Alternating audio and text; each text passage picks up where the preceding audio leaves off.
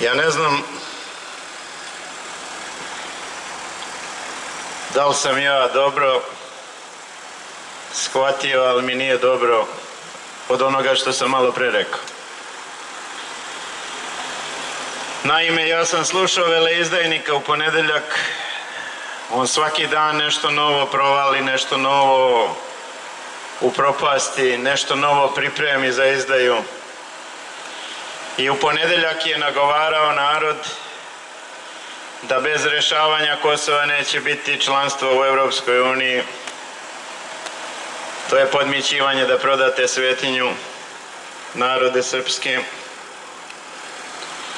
I da moramo da shvatimo da smo izgubili 1999. godine i da je Kumanovski sporazum na osnovu poraza i tako dalje.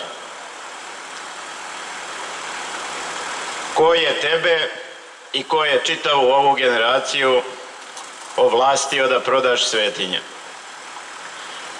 Ti možeš kao sektaš i strašljivac da kažeš da ne smeš da ih braniš, da ne znaš čemu one služe, ali niko da trguje sa svetinjama bez prokletstva momentalno ga neće proći.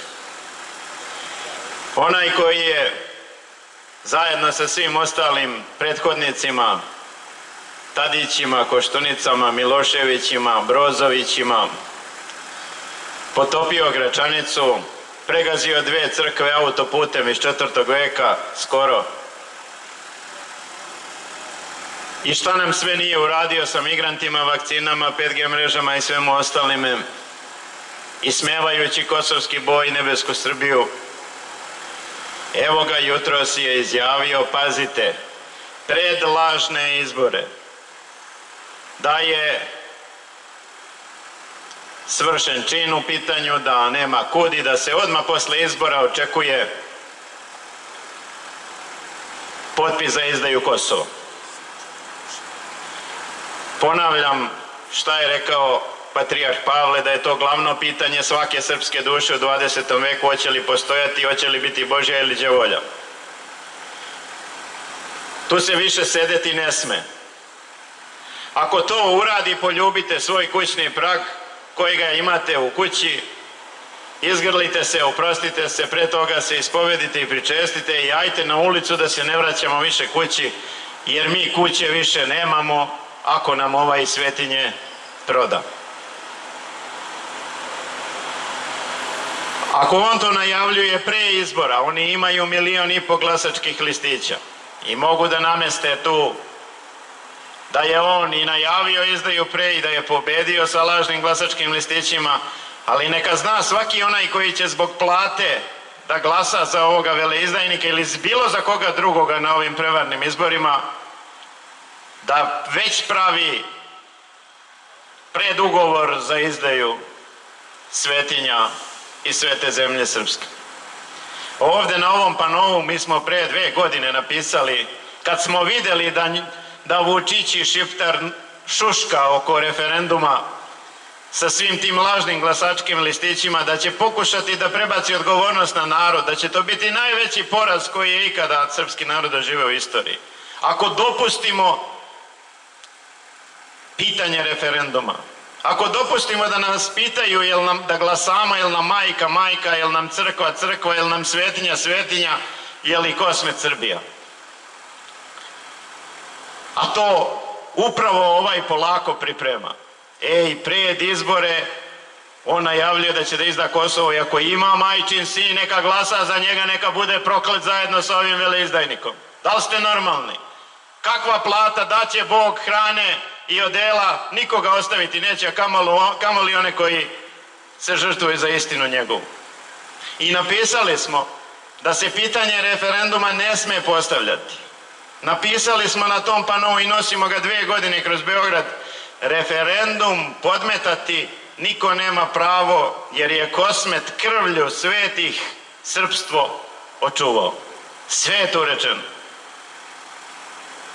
Ali se bliže dani kad nećemo moći da se bavimo molitvom, da budemo pravoslavni na delu, na priči, bliže se dela gde se to mora potvrditi.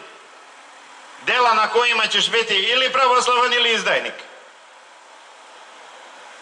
Dela koja se moraju činiti, iako će UDBA sve učiniti da nas razvodni, da nas bude na ulici što manje, da naprave 16 skupova na 16 različitih mesta. Idite na 17 mesta, na 20, samo izađite, idite bilo gde. Nek se plaše, oni se plaše od malo odlučnih. Neka to bude i 100, 200, 300, plašit će se. Plaše se oni svega. A najviše se plaše pravoslavnih koji su istrajni i koji su im i ovim litijama i uopšte delima drugim rekli: mi se s vama, mi smo dva sveta, ili ćete se pokajati ili mi više nikad vaši biti neće, niti ćemo šta imati više sa vama. Imaju sad veliku priredbu satanističku oko izdaje Kosova. Posle toga mogu da probaju novi karantin. Ako nećete sada izađete, kako posle da se sazovemo u karantinu? Posle ko prijavi skup, ko pozove narod, neće ni doći do skupa. Neće iz 29. moći da vam se više javi. Ali hvala Bogu, došlo je vreme da služimo Gospodu Hristu do kraja, kako reče Sveti Jovan Zlatousti, kako sam rekao na početku. Bori se za istinu Hristovu do kraja i Gospod će pobediti za tebe. Amin, Bože daj.